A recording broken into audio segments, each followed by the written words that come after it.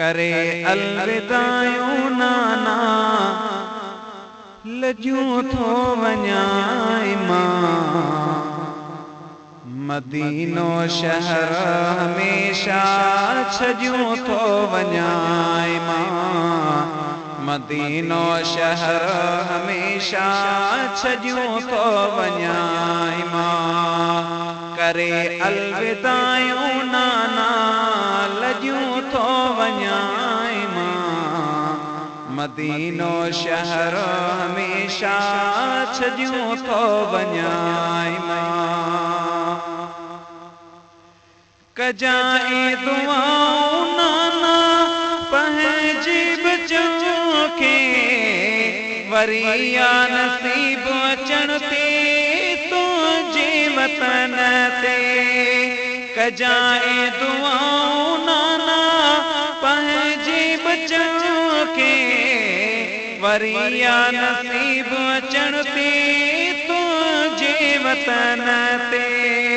बीमार न्याणी सुगरा बीमार न्याणी सुगरा छजूं थो वञाई मां मदीनो शहर हमेशा छजूं थो वञाई मां मदीनो शहर हमेशा छजूं थो वञाई मां करे अलविदायूं नाना लजूं थो वञाई मां मदीनो शहर हमेशा छजूं थो वञाई मां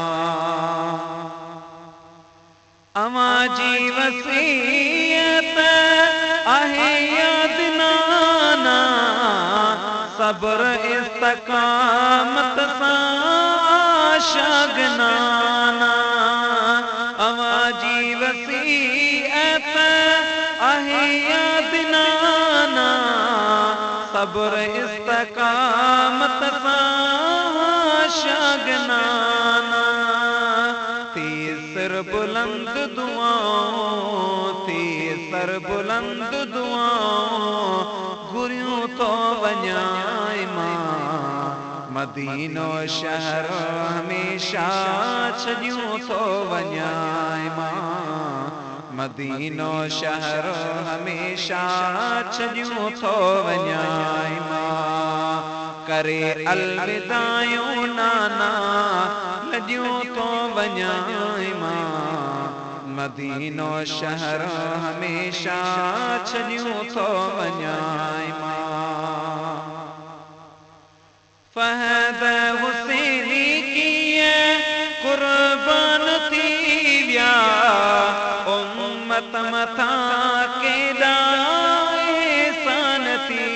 विया फहद हुसैनी कीअं कुर्बान थी विया उम्मत मथां केॾा एहसान थी विया